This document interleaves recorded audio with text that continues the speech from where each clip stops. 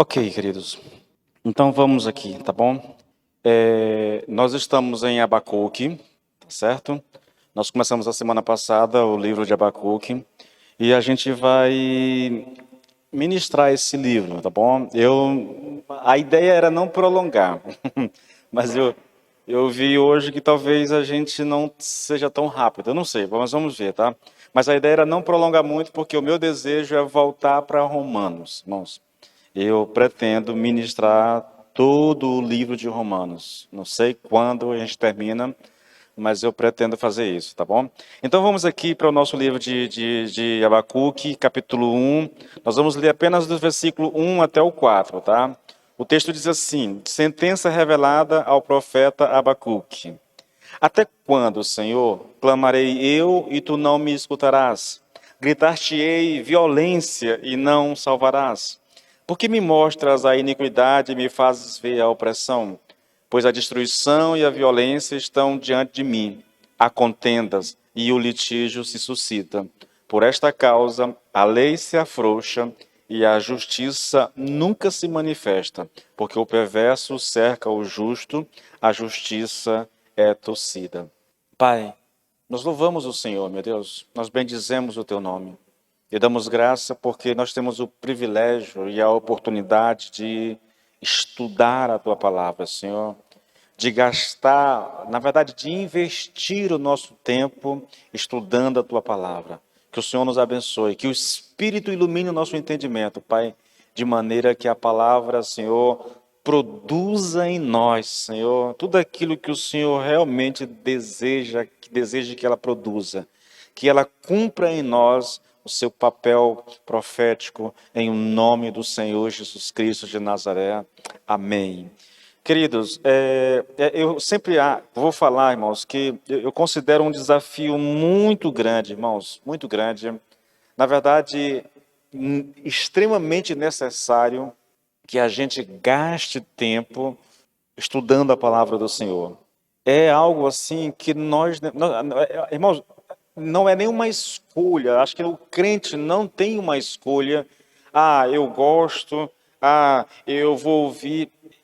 É uma obrigação que nós, como cristãos, temos conhecer a palavra de Deus, nos debruçarmos sobre elas para estudar, para meditar, entendeu? Para aprender, para praticar aquilo que nós estamos aprendendo. Porque, veja,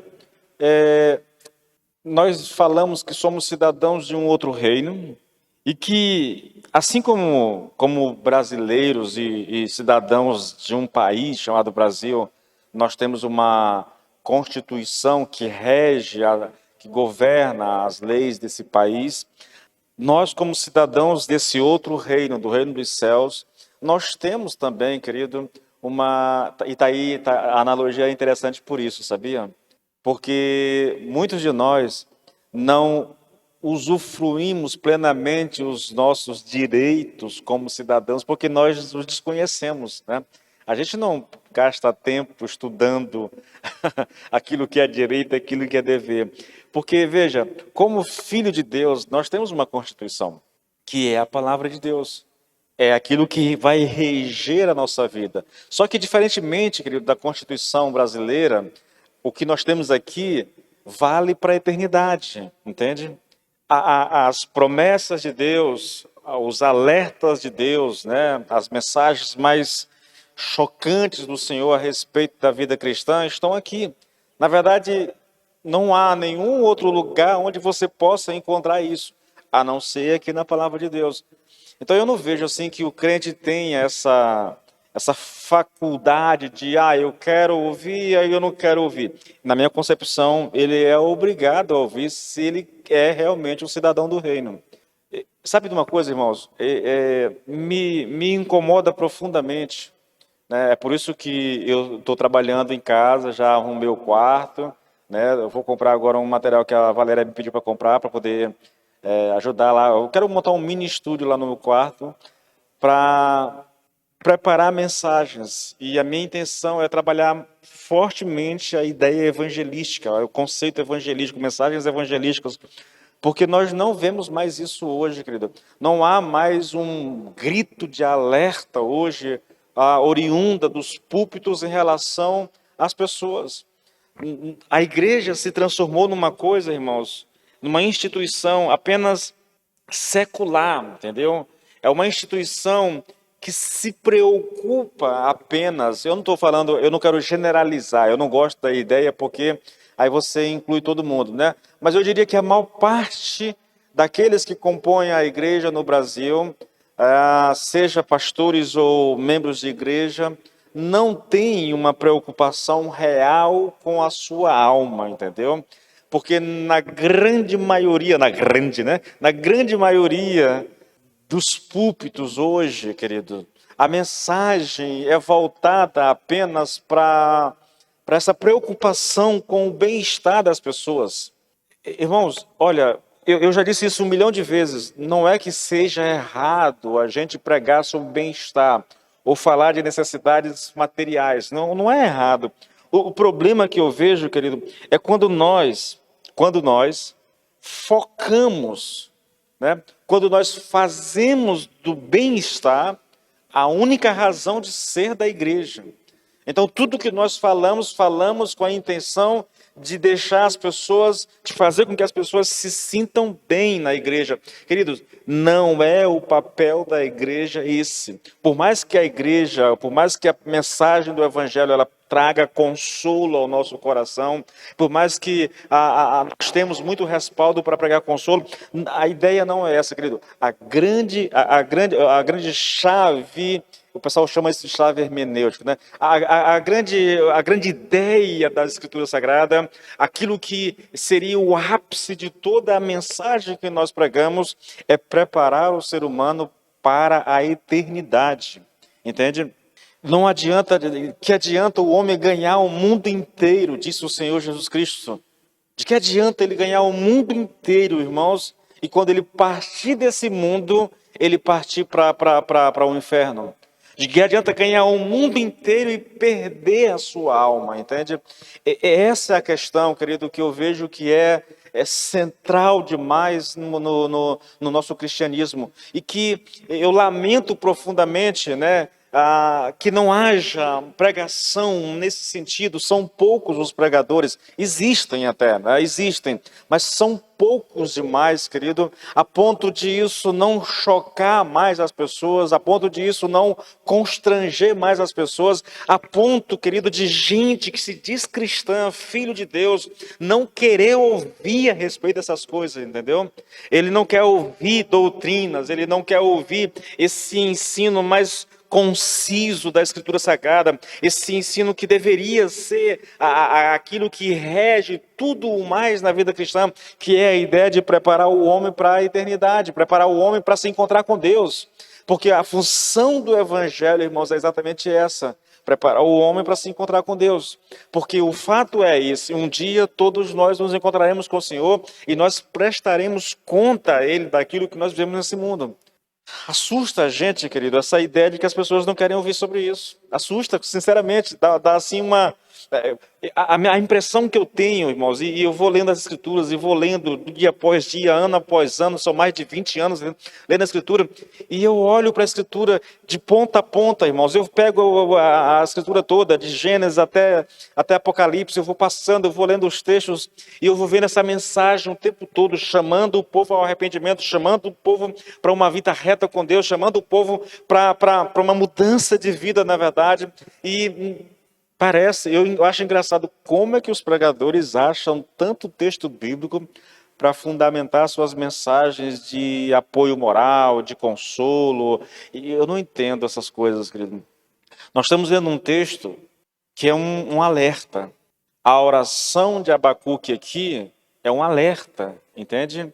Ele está clamando a Deus porque ele olha para a sua terra, para o seu povo, e percebe que o povo abandonou Deus, né? Viraram as costas para Deus e estão vivendo para si mesmos.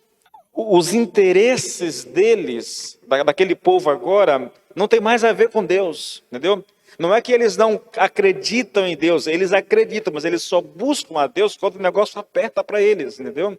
Então Deus é uma espécie de garantia de que tudo vai dar certo no final. Só que eles não querem viver para Deus, eles estão vivendo para si mesmo. E tem o templo, e eles acham que porque Deus deu o templo, porque Deus habita o templo, tudo vai dar certo para eles, a despeito da vida de pecado, irmãos. Então é algo assim que choca a gente, porque é muito parecido isso aqui, querido, com aquilo que nós vemos hoje.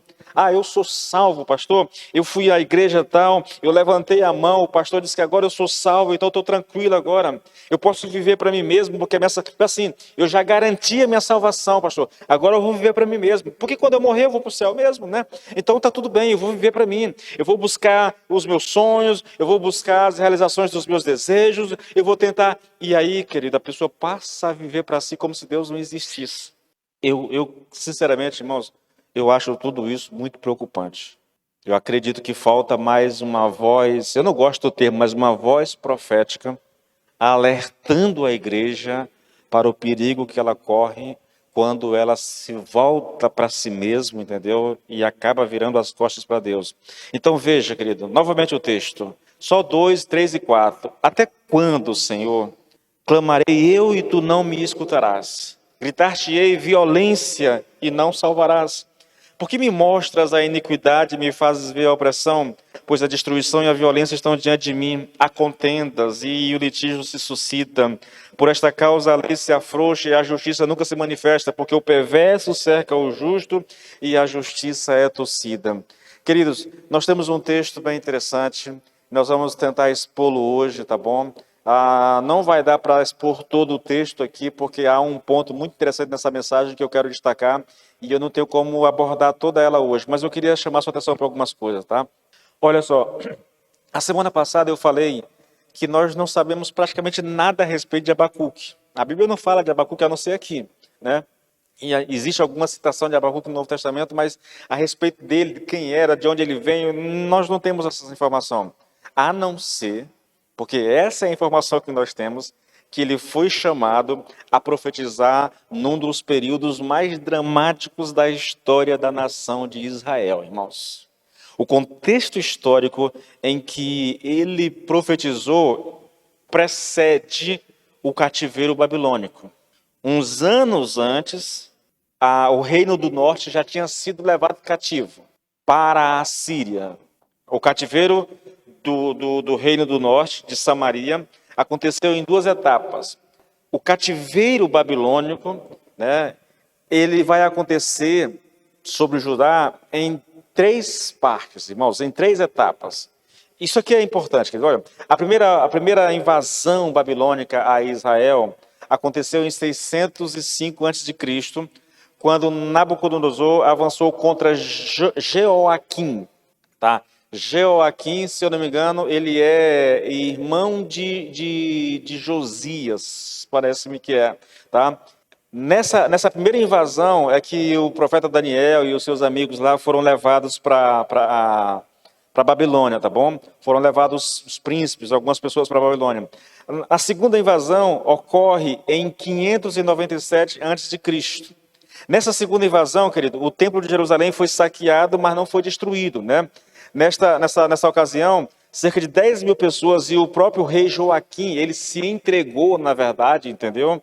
A Nabucodonosor, eles foram levados para o cativeiro. Inclusive, dizem que foi nessa segunda invasão que o profeta Ezequiel foi levado cativo. E isso é dito, querido, porque toda vez que o profeta Ezequiel fala dessa invasão, toda vez que ele vai citar datas, ele usa como referência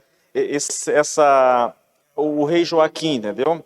Como referência, na verdade, o cativeiro do rei Joaquim, que ele usa como referência para datar algumas coisas. Então, o pessoal acredita que ele foi levado nessa época. E a terceira invasão, e a maior de todas elas, ocorreu em 586. Aqui é interessante notar, irmãos, que foi nessa invasão aqui que o templo foi destruído completamente, as casas dos governantes foram destruídas, o ouro foi derretido, tudo foi destruído, os muros foram destruídos de Jerusalém, tá bom? Eu diria que foi a última, né? O pessoal ainda acredita que ainda houve uma outra invasão depois, mas basicamente são essas 3 aqui. Veja, olha só, esse período entre a primeira e a terceira invasão a primeira, segunda, terceira, esse período todo abrange mais ou menos 17 a 18, 19 anos, né, esse período, entre a primeira e a terceira. E é por isso que a gente situa aqui o profeta Abacuque aqui como contemporâneo de Jeremias, com certeza, entendeu? E também provavelmente contemporâneo de Ezequiel, na verdade. Ele profetizou na mesma época desses profetas. Só que, como eu já falei a vocês, a profecia registrada desse homem de Deus aqui não é direcionada ao povo. Ele não está profetizando ao povo. A fala do profeta toda é direcionada a Deus, na verdade, entendeu? Enquanto que Jeremias e Ezequiel estão falando ao povo, Abacuque está falando com Deus, né? Tanto é que ele está questionando a Deus, na verdade. O drama de Abacuque é porque ele olha para a cidade, ele olha para o Reino do Sul, para Judá, e ele vê a malignidade solta, campeando solto naquela nação, e ele começa a questionar a Deus quando é que Deus vai fazer alguma coisa. Olha só como começa, irmãos, o texto. Olha, até quando, Senhor, né, eu clamarei e tu não me escutarás. Então, a ideia aqui é que ele vem clamando há algum tempo ao Senhor por causa do que está acontecendo entre aquele povo, mas não há uma resposta de Deus. Mas isso aqui já faz parte da ministração, tá bom?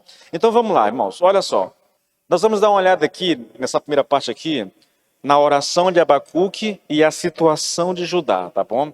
Nós vamos dividir isso aqui em 3 partes, mais ou menos. Primeiro vamos falar dessa oração aqui de Abacuque. Vamos falar do silêncio de Deus, porque isso nos assusta, na verdade, e esse é um tema muito conhecido nosso, querido. O profeta pergunta, até quando, Senhor, clamarei e tu não me escutarás? Mais ou menos assim, até quando eu vou gritar violência e o Senhor não me salvará? Então nós estamos aqui falando de um homem que está orando, mas não tem nenhuma resposta à sua oração. O que está levando Abacuque a orar? A situação da cidade, a situação daquele povo, entendeu? Então, vamos já falar da situação desse povo. Mas a questão é, o profeta está diante de Deus, ele está buscando ao Senhor, ele está clamando ao Senhor, mas não há uma resposta, entendeu? Não há uma resposta. Não escutar aqui, querido, é o equivalente a não ajudar, entendeu? A não fazer nada. A ideia é mais ou menos essa, olha, até quando, Senhor, eu vou continuar orando sem que o Senhor me ajude? Essas Bíblias mais contemporâneas, eu vou ler aqui a Nova Bíblia Viva, né? Ela capta isso muito bem, né? Olha como ele coloca aqui, olha, ó Senhor, quanto tempo ainda vou ter de pedir ajuda antes que o Senhor me ouça? Veja, ouvir aqui não é que Deus não está ouvindo a oração do profeta. Ouvir aqui tem o sentido de intervir, de ajudar, entendeu? De trazer uma resposta prática.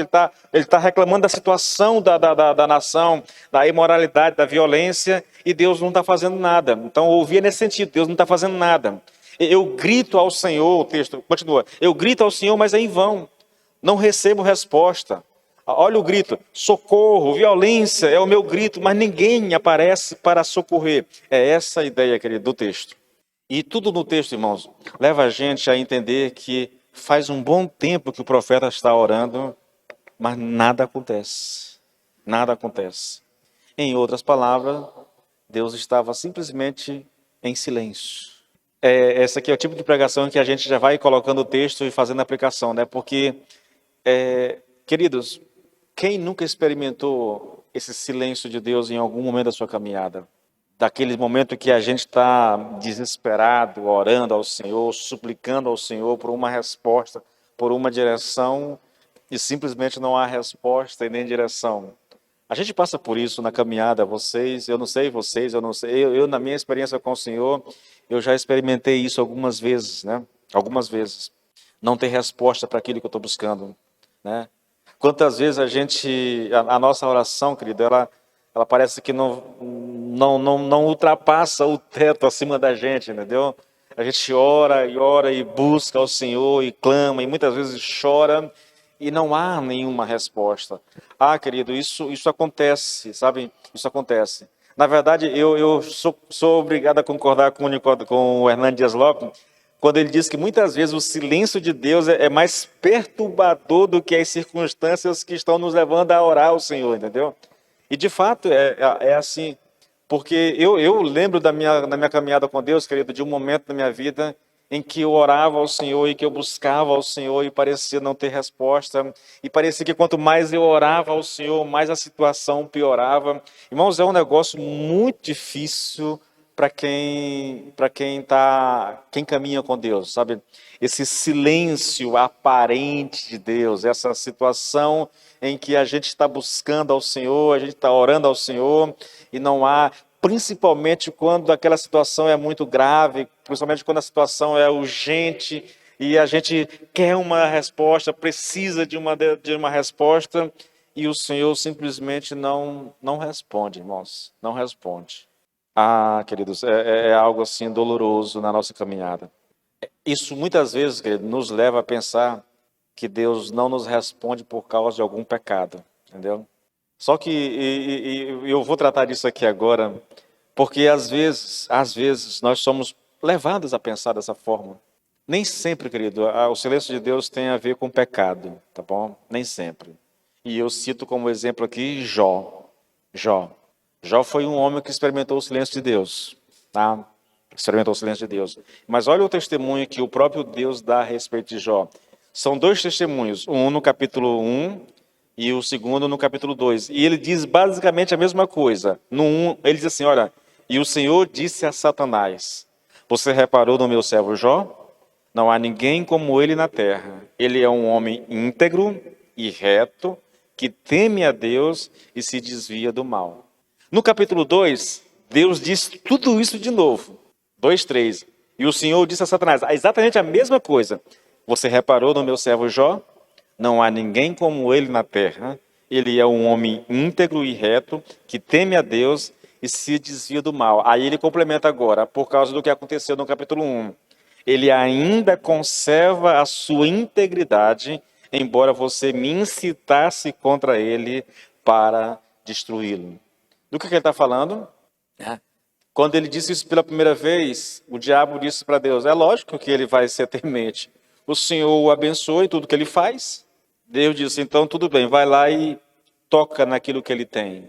E ele perdeu, Jó perdeu simplesmente tudo, perdeu toda a sua riqueza, perdeu os filhos, entendeu? Tudo que era material ele perdeu.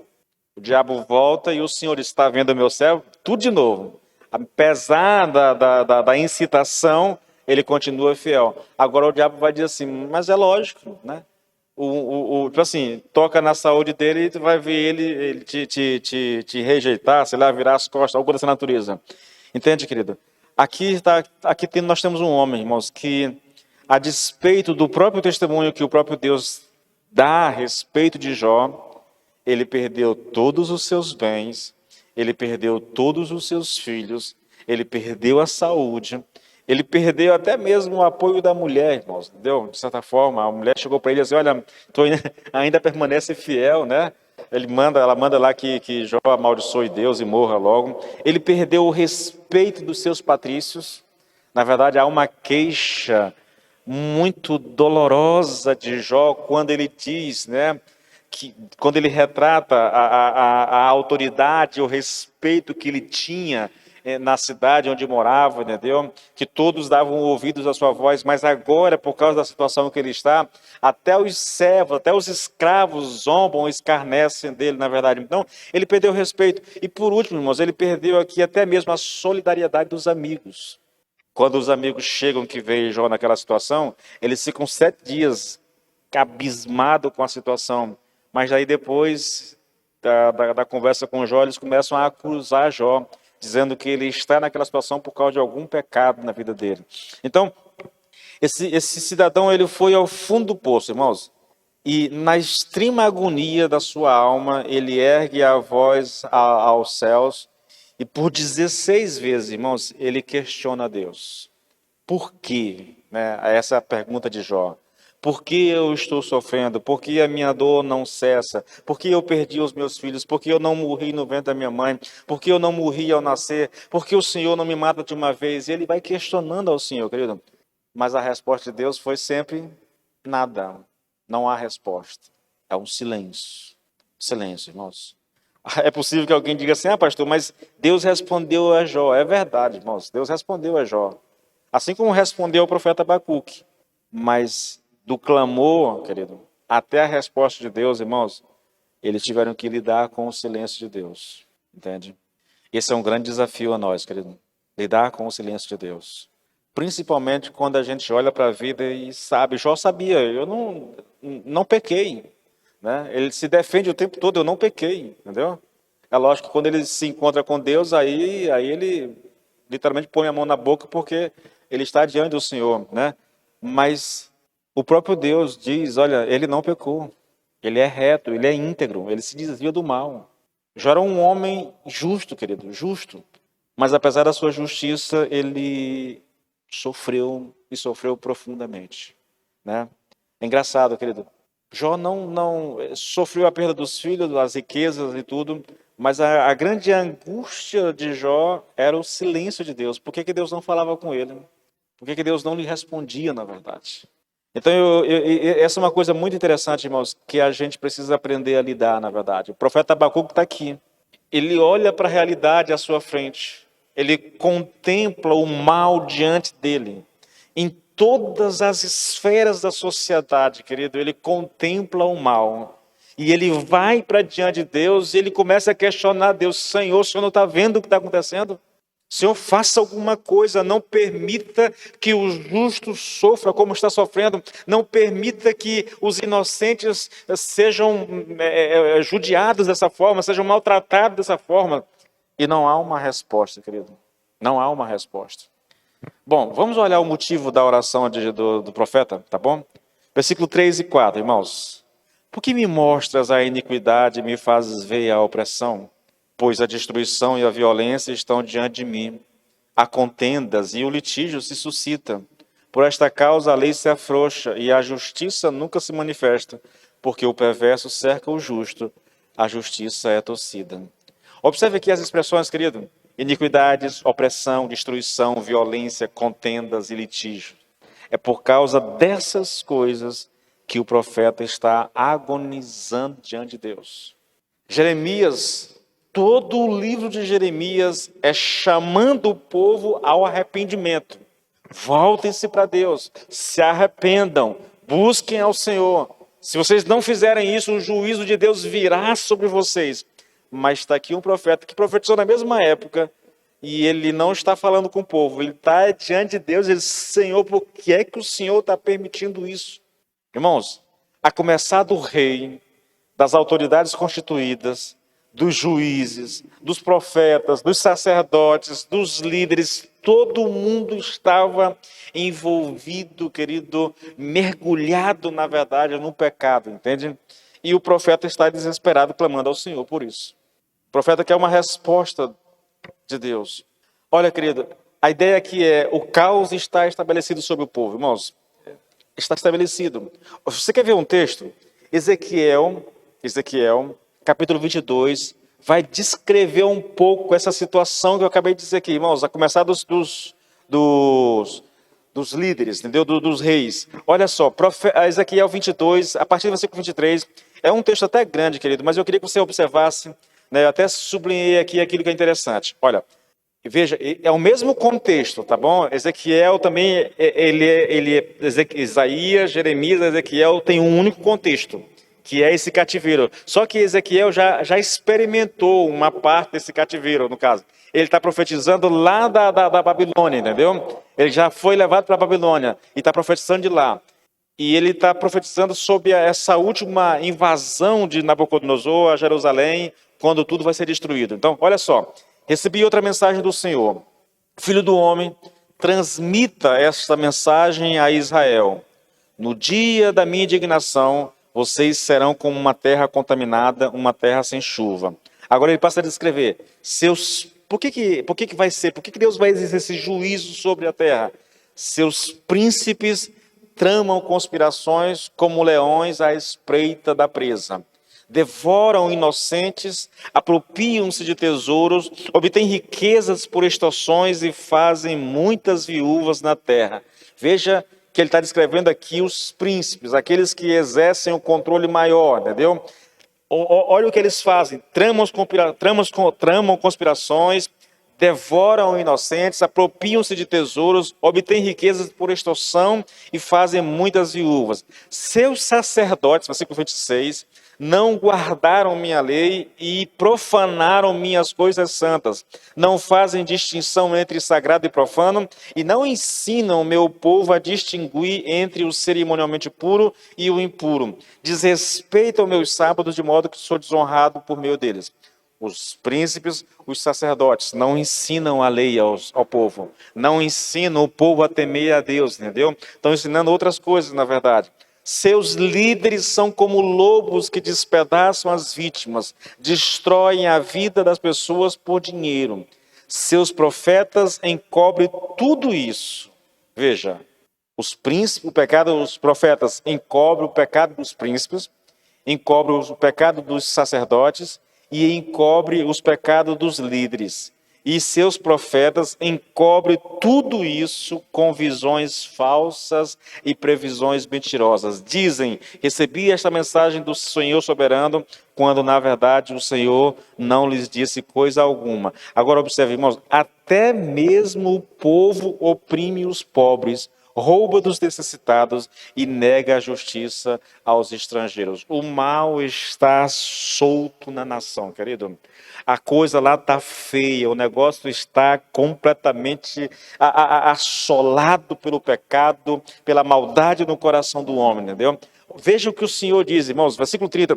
Procurei alguém que reconstruísse o muro que guarda a terra, que se pusesse na brecha para que eu não a destruísse, mas não encontrei ninguém. Agora, portanto, derramarei minha fúria sobre eles e os consumirei com o fogo de minha ira. Farei cair sobre a sua cabeça o castigo merecido por tudo que fizeram. Eu, o Senhor soberano, falei.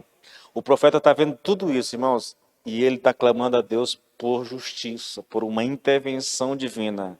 O que ele quer? Ele quer que os maus paguem por seus crimes. Ele quer que os perversos sejam punidos. Entretanto, não há uma resposta de Deus. Não há resposta. Por causa disso, Abacuque se desespera, irmãos, e grita. Ele grita, violência, na verdade. Mas mesmo clamando, mesmo gritando, querido, ele continua observando a maldade se espalhando por toda a nação e a justiça sendo ignorada e desprezada.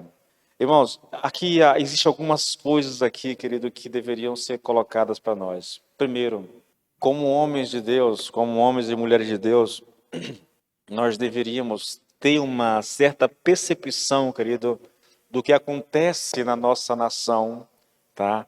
E levar isso diante do Senhor em oração. Porque às vezes a gente não se dá conta, querido, que nós exercemos um papel fundamental nesse negócio todo. Nós olhamos e a gente vê o caos estabelecido. Se você olhar para o Brasil, querido, nesses últimos 3 anos, irmãos, nós temos vivido um caos, entendeu? De todas as naturezas. Quando você olha para a questão da saúde, aquilo que foi feito nesse período de pandemia, entendeu? As proibições, querido, as demissões injustas, o judiciário fazendo o que vem fazendo, entendeu? A mídia, da forma como ela tem agido. Quando a gente olha para tudo isso, querido, e aí eu falo de mim mesmo, entendeu? Que acompanho isso praticamente todos os dias, isso deveria me levar a orar ao Senhor, a apresentar ao Senhor o que está acontecendo, porque nós estamos vivendo um período muito difícil na história da igreja no Brasil, querido. O país atravessa um momento delicado, né? Nós estamos agora aí próximo de decidir uma eleição, entendeu? E nós temos 2 alternativas diante de nós.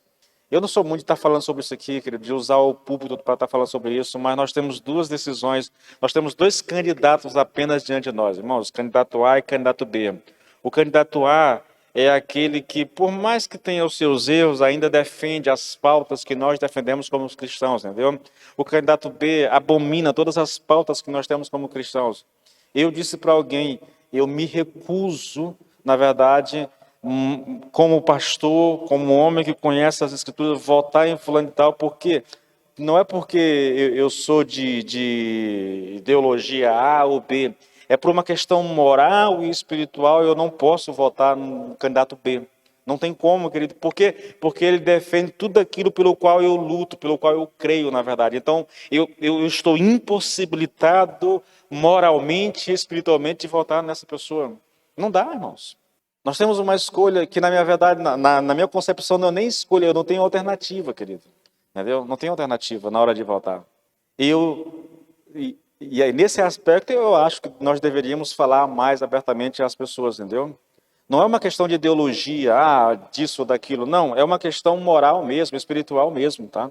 Você pega os dois candidatos, olha as pautas que eles defendem, querido, e se você, com isso, tendo isso em vista, em mente, você ao votar errado, é de se desconfiar que você creia realmente em Deus. Não é porque eu acho que um candidato lá é ungido por Deus, eu não tenho não penso esse tipo de besteira, entendeu? Porque eu acho que para mim isso é besteira. A questão não é essa. A questão é simples, irmãos. É simples. Eu creio nas Escrituras, defendo aquilo que as Escrituras defendem, e por causa disso, fico impossibilitado de votar em candidato que vai contra aquilo que acredita. É muito simples para mim isso. Bom, dito isto, querido, eu queria tratar de uma coisa contigo agora, que eu julgo muito importante. Eu vou começar agora, não vai dar para terminar por causa do horário, né? Eu vou falar de Abacuque agora e o juízo iminente de Deus. Aqui, querido, nós temos uma coisa que eu gostaria de chamar a sua atenção. Eu considero extremamente emblemático aqui, irmãos, o que o profeta descreve. Veja, nós estamos aqui olhando para uma realidade descrita por esse profeta, tá? E a realidade que ele está descrevendo, aquilo que ele descreve nesse texto aqui, é a descrição de uma nação que está à beira de um juízo de Deus severo, entendeu? Então é muito importante que a gente olhe para a realidade moral e espiritual desse povo, e o profeta descreve aqui um pouco dessa realidade, tá bom? E eu queria chamar a sua atenção para uma pergunta que eu julgo ser simples, né? Quais as condições morais e religiosas que levaram Deus a exercer a sua ira sobre o seu próprio povo? Veja, eu posso sim ir para Jeremias, eu posso ir para Ezequiel, ou posso até mesmo ir para lá para Isaías e perceber, querido, mas o profeta sintetiza aqui, querido, a realidade daquela nação que está à beira de um juízo de Deus, entendeu? À beira de um juízo. Então, quando a gente olha para essa nação e vê como ela está vivendo, nós poderemos daí extrair alguma lição para nós hoje, querido, tá bom? Seja para a nossa vida pessoal, seja para a nossa vida como povo, como brasileiro, na verdade. O que está acontecendo no Brasil hoje, e eu vou logo adiantando, é muito semelhante ao que o profeta descreve aqui, entendeu? Então, isso caracteriza um povo que está vislumbrando o juízo de Deus e nem sabe, na verdade. Então eu queria tratar disso aqui, na verdade, das condições, irmãos, que levaram Deus a exercer esse juízo sobre a sua terra, tá bom? Só que eu vou começar, e eu não vou começar falando aqui ainda de Abacuque. O primeiro tópico aqui, o que leva a uma nação o que leva Deus a exercer juízo sobre uma nação, a primeira coisa que nós temos aqui, querido, é o abandono de Deus e da sua lei, tá bom? Na verdade, eu poderia descrever isso como idolatria, porque é disso que trata, entendeu? Por que o povo abandonou Deus? Por que o povo virou as costas para Deus e a sua lei? Por causa da idolatria. E eu vou ler um texto, irmãos, que eu espero que você entenda. 2 Reis, escute, olha, o livro de Reis, 2 Reis, o livro de 2 Crônicas, o livro de Ezequiel, de Jeremias, o livro de Isaías, o livro de Oséias, o livro de Abacuque, e, se eu não me engano, tem mais um outro que trata dessas profecias que colocam a situação no limite do juízo de Deus, entendeu? Que profetizaram um pouco antes desse tempo do juízo de Deus. Então, todos esses livros nos mostram, querido, o retrato da nação, de como eles viviam antes do juízo de Deus. O texto que eu vou ler aqui descreve o juízo de Deus, ou Deus explicando por que o reino do norte, né, com a capital de Samaria, foi levado cativo pela Síria. E lá no final ele diz assim, a mesma coisa vai acontecer com o Reino do Sul, com Judá. Então é muito interessante, porque o pecado é basicamente o mesmo, irmãos. Então olha só, Segunda Reis, tá? O que leva Deus a exercer juízo sobre o seu próprio povo, tá bom? Primeiro, o abandono de Deus e da sua lei. Agora escute, Segunda Reis 17, a partir do versículo 7, diz assim, novamente, é um texto longo, mas eu vou ler tudo para que vocês entendam, porque aqui Deus desnuda para nós as condições daquele povo antes do juízo, né? E por que isso é importante, querido? Porque, irmãos, se nós preenchemos essas condições como povo, é capaz de nós... Eu já venho defendendo isso há algum tempo, desde quando eu preguei Romanos 1, que eu acredito que o Brasil está debaixo de um juízo de Deus, né? Eu disse lá por quê. A gente pensa que o juízo de Deus acontece quando Deus está massacrando o povo, permitindo que o povo seja massacrado, né? Às vezes, querido, o juízo de Deus começa quando Deus tira os freios de uma nação, né? Para que ela mergulhe no pecado, como é o caso desse povo aqui, para depois vir o juízo, tá bom? Então, olha só. 2 Reis 17, a partir do versículo 7. Isso aconteceu, o juízo, no caso, o cativeiro do povo do norte, né? Estou lembrando aqui de Game of Thrones. Isso aconteceu porque os filhos de Israel pecaram contra o Senhor, seu Deus, que os tirou da terra do Egito e os livrou do poder de Faraó, rei do Egito, e temeram outros deuses. Esse povo deixou de temer a Deus e passou a temer outros deuses. Andaram nos estatutos das nações que o Senhor expulsou de diante dos filhos de Israel e nos costumes estabelecidos pelos reis de Israel. Os filhos de Israel fizeram contra o Senhor, o seu Deus, o que não era reto. Edificaram para si lugares altos em todas as suas cidades, desde a torre dos vigias até a cidade fortificada. Levantaram para si colunas e postes da deusa Azerá, em todas as suas colinas mais elevadas e debaixo de todas as árvores frondosas. Queimaram ali incenso em todos os lugares altos, como as nações que o Senhor havia expulsado de diante deles. Cometeram ações perversas para provocarem o Senhor à ira, e serviram os ídolos dos quais o Senhor lhes tinha dito, não façam estas coisas. O Senhor advertiu Israel e Judá por meio de todos os profetas e de todos os videntes, dizendo: voltem-se dos seus maus caminhos e guardem os meus mandamentos e os meus estatutos, segundo toda a lei que ordenei aos pais de vocês e que lhes enviei por meio dos meus servos, os profetas. Porém, eles não quiseram ouvir. Se tornaram obstinados e foram teimosos como seus pais, que não creram no Senhor seu Deus. Rejeitaram os estatutos e a aliança que Deus tinha feito com os pais deles e desprezaram as suas advertências. Seguiram os ídolos sem valor e assim eles mesmos se tornaram sem valor. Seguiram as nações que estavam ao redor deles, das quais o Senhor lhes havia ordenado que não as imitassem. Desprezaram todos os mandamentos do Senhor seu Deus e fizeram para si imagens de fundição, 2 bezerros. Fizeram um porte da deusa Azerá e adoraram todo o exército do céu e serviram a Baal. Também queimaram os seus filhos e as suas filhas como sacrifício, deram-se à prática de adivinhações e acreditaram em agouros e venderam-se para fazer o que era mal aos olhos do Senhor, para o provocarem a ira. Por isso o Senhor muito se indignou contra Israel e o afastou da sua presença, e nada mais ficou a não ser a tribo de Judá. Também Judá não guardou os mandamentos do Senhor seu Deus, pelo contrário, andaram nos costumes de Israel, que Israel introduziu. Por isso o Senhor rejeitou toda a descendência de Israel, Reino do Norte e Reino do Sul, e os afligiu e os entregou nas mãos dos espoliadores, até que os expulsou da sua presença. Irmãos, que texto é esse, querido? Qual é o grande drama de um povo, irmãos? Rejeitar Deus. Rejeitar a instrução de Deus, rejeitar os mandamentos de Deus. Querido, esse é o ponto-chave na vida de um povo. Quando um povo vira as costas para Deus, não é, veja, eles estão adorando outros deuses, eles estão servindo outros deuses, entendeu? Eles estão mergulhados na idolatria, eles não querem saber do Deus vivo, do Deus poderoso, daquele que criou os céus e a terra.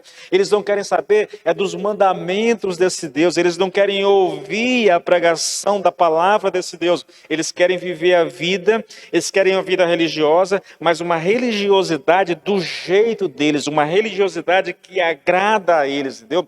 Uma religiosidade que satisfaz essas pessoas, uma religiosidade que não impõe limites morais na vida dessas pessoas, uma religiosidade que permite com que eles satisfaçam todos os seus desejos. Esse é o drama, querido, de uma nação, irmãos. Esse é o drama de uma nação. O que me assusta, querido, em tudo isso, é que nós estamos falando aqui de um povo que era um povo de Deus, de um povo que foi escolhido por Deus, de um povo que Deus abençoou, que Deus tirou do Egito, que Deus fez atravessar o Mar Vermelho, que Deus destruiu nações e mais nações diante desse povo, mas que agora, depois que eles se estabeleceram na terra, eles viraram as costas para Deus, e mesmo que Deus enviasse profeta após profeta, eles não deram ouvidos a esses profetas. Não adianta pregar, não adianta anunciar a verdade.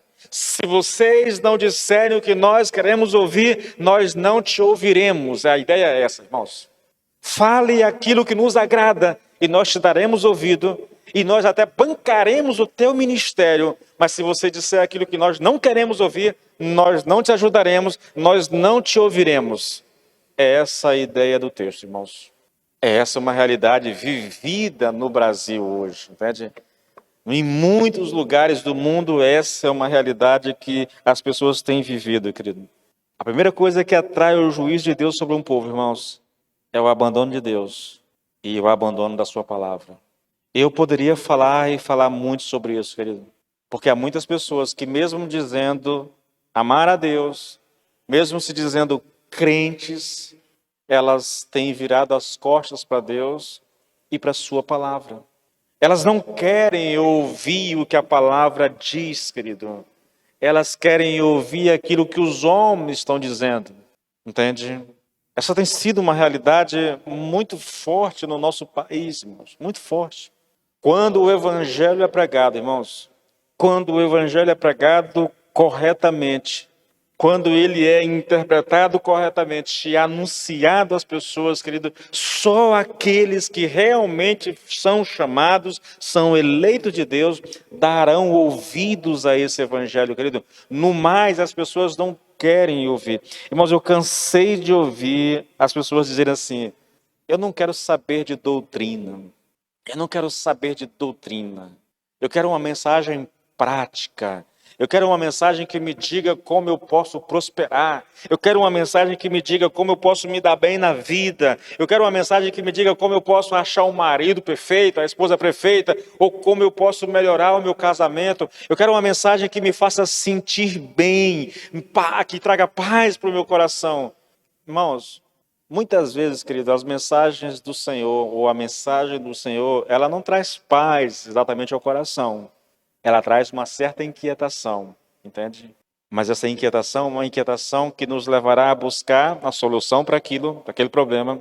E aí sim, encontrando a solução, talvez a gente encontre paz. A primeira mensagem de Deus para nós, querido, é que nós estamos ferrados. A primeira mensagem de Deus, querido, é que nós estamos distantes do Senhor e que nós precisamos de um Salvador. Que nós estamos perdidos, completamente perdidos, e nós precisamos de Cristo para nos ajudar, de Cristo para nos salvar, porque se o Evangelho não nos levar, querido, a ver a nossa real condição, eu te diria que você não está ouvindo o Evangelho, entendeu? Se aquilo que dizem, se a mensagem do Evangelho não mostra o que há de verdade no teu coração, provavelmente isso não é Evangelho. Porque a primeira função do Evangelho, querido, é revelar quem nós somos por dentro, entendeu? E é quando nós percebemos isso, quando nós percebemos a nossa real situação, é que nós entendemos que nós precisamos de um Salvador. Se as pessoas não querem saber de Deus, se as pessoas não querem ouvir a pregação do Evangelho, querido, então, irmãos, essas pessoas, ou essa nação, ou esse povo, é um forte candidato à ira de Deus. Para encerrar isso aqui, né, o que leva Deus a exercer juízo sobre o seu povo? A escalada, querido, da violência. Gritar-te-ei violência e não salvarás? Hernando Dias Lopes diz, querido, que a violência em Judá estava presente no palácio, nos tribunais, nos mercados e nas ruas. A violência tinha se infiltrado em todos os segmentos da sociedade. Ela havia fermentado toda a massa e envenenado de tal forma a nação que o juízo de Deus não podia mais ser retardado ou suspenso. A nação toda está vivendo isso. Quando eu penso nisso, irmãos, eu peguei 2 dados aqui interessantes. O primeiro, fala dos assassinatos no Brasil. O registro de assassinatos no Brasil ao longo de 2021 diz que houveram 47.503 assassinatos, o que representa uma média de 130 mortes, assassinatos a cada dia. E olha que esse número, ele é um número menor do que o acontecia no ano anterior. Há uma queda aqui de 6%. Então, esse número era maior, tá bom? Agora outra, veja isso, assassinato. O Brasil registrou 56.098 estupros de mulheres ao longo de 2021. Isso aqui de acordo com dados divulgados pelo Fórum Brasileiro de Segurança Pública. O número do ano passado é 3,7 maior em relação ao do ano anterior. Tá? O ano passado foi quando a pesquisa foi feita, tá bom? Isso equivale a dizer que há um caso a cada 10 minutos no Brasil. Há um estupro de mulher a cada 10 minutos no Brasil. São os dados. Tá? A violência no Brasil é uma coisa simplesmente assustadora. Irmãos, eu sei que às vezes a gente lê essas coisas, você olha para isso e pensa assim, pastor, mas não parece que é real, porque a gente mora no Buriti, né? Buriti é uma cidade pequenininha, quase a gente não vê falar de... Acontece, mas não vou falar, entendeu? Assassinato mesmo, quando acontece a gente se choca ainda, como o último que aconteceu aqui, né? A gente se choca ainda, entendeu? Mas essa é a nossa realidade. Estamos falando de um município que tem 10 mil pessoas, querido. Agora pense nos grandes centros, nas capitais, entendeu? Nas cidades metropolitanas, cidade grande, onde as drogas imperam, sabe? Aí, querido, a violência é uma coisa assustadora. Assustadora. Olha o que Hernando Lopes diz, irmãos. Veja isso. Aí você percebe um homem falando de uma grande metrópole, entendeu? Ele diz assim, olha, homens perversos e sanguinários agem ao arrepio da lei, desafiando o Estado de Direito, semeando terror e insegurança. Os cartéis do narcotráfico se fortalecem e já são hoje um poder paralelo, estimulando o vício, espalhando o crime e matando aqueles que se levantam para lhes impor resistência. Nossas cidades estão se transformando em campos de sangue, em trincheiras de guerra, em arenas onde bestas feras matam inocentes sem piedade por motivos fúteis. Os homens de bem vivem acuados, trancados em casas com fortes cadeados, enquanto os bandidos vivem à solta, espalhando ameaça e terror. Nós estamos... Aqui é um homem que conhece de perto essa realidade, entendeu? É um homem que está num grande centro, numa capital. Diferente de nós, que moramos numa cidade pequenininha, que quase não... Aqui e acolá acontece isso, aqui e acolá acontece uma morte, aqui e acolá... Mas não, essa é a percepção de um homem que está lá no centro de uma grande capital, de uma cidade metropolitana, e que essa realidade descrita por ele aqui é palpável, querido, é palpável. Nós vemos isso apenas pela televisão, pelas manchetes de jornais. Isso para nós é estranho, na verdade. Aí ele continua dizendo assim, olha, as autoridades se sentem impotentes e a população insegura. A mensagem de Abacuque é um mapa da situação contemporânea, né? Ele diz assim, o profeta Abacuque parece o principal articulista das páginas policiais dos nossos maiores jornais. De fato, querido, de fato.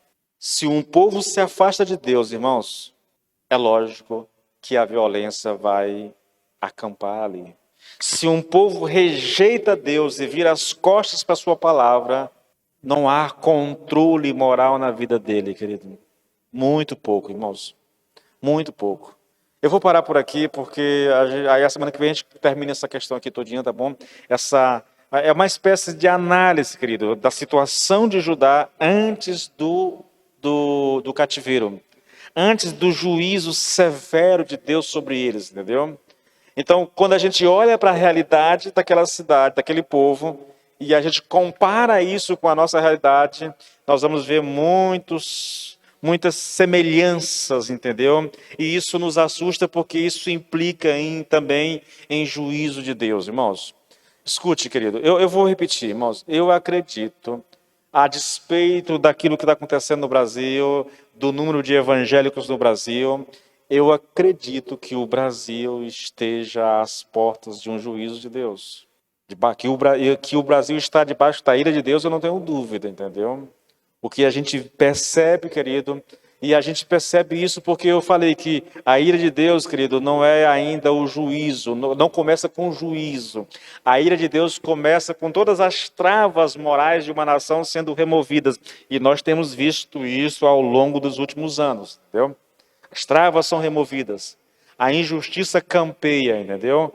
As leis são aprovadas as mais absurdas. E nós temos presenciado isso no Brasil. Então eu imagino, querido, que nós estejamos debaixo da ira do Senhor. E talvez, quem sabe, aí as portas de um juízo de Deus, entende? É para vigiar, com certeza, querido. É para que a gente ore com relação a isso, com certeza, entendeu? É para que a gente julgue a nossa própria vida, para ver se nós não estamos virando as costas para Deus, mesmo sendo crentes, com toda certeza, irmãos. A ideia é que nós nos avaliemos de acordo com aquilo que nós vamos ouvindo, para ver como é que nós estamos na nossa relação com o Senhor, tá bom? Mas vamos deixar isso para a semana que vem.